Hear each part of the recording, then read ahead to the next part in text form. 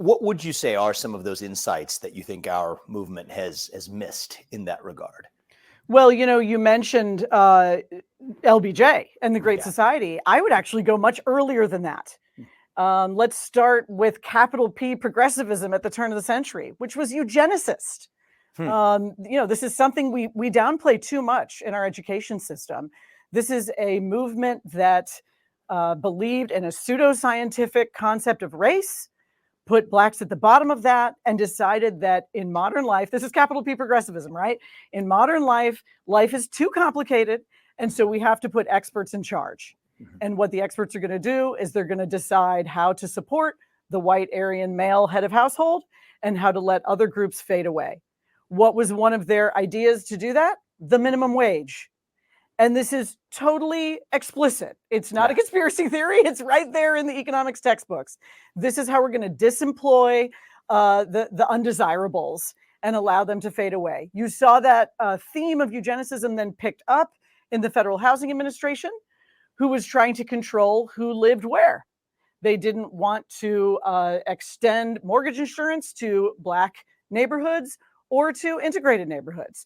They wanted Black and white people to live apart, et cetera. And so you see these ideas playing out very, very early, actually. And what's interesting is that it's from the progressive side, right? What was interesting to me is your point about the minimum wage. I actually wasn't aware of that. So historically, the logic that most ordinary listeners or Americans might have about the minimum wage is that it's designed to say that, hey, the workers who earn it deserve to be paid a higher price than they are today. And a lot of what you've seen empirically is that results in fewer people being employed, because if a company or an employer has a budget relative to apply to their labor force, then you're going to have fewer people hired for that budget relative to what would have been hired if they were able to hire the lowest wage person. But your point is that was actually part of the point. And I think that's interesting. What's the evidence for that?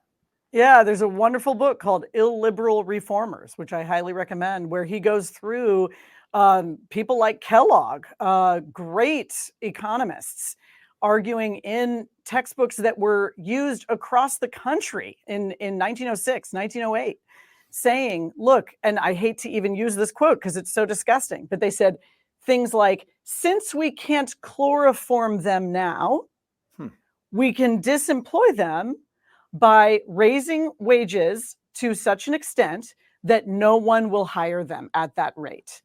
So if you're someone who speaks a different language, who maybe the other employees don't like so much, right? Someone with a disability, et cetera, you will be disemployed by this high minimum wage. It was incredibly popular. And we have to remind people how popular eugenics was. John Maynard Keynes, Woodrow Wilson, so many cabinet members of presidential cabinets were on the boards of eugenics associations. This was a very popular movement in the United States and Europe. And this isn't like a long time ago for people. We're talking about like 1 century ago, 100 years ago in the United States or less. So say a little bit more about Keynes and Wilson. I think this is a side of their history that we don't necessarily oft remember. This is fascinating to me. When you say eugenics, I mean, that's a loaded word, right? What do you exactly mean? What were the views that they espoused or advanced? And just be specific about which groups of people they were talking about, in a way that we would find offensive today.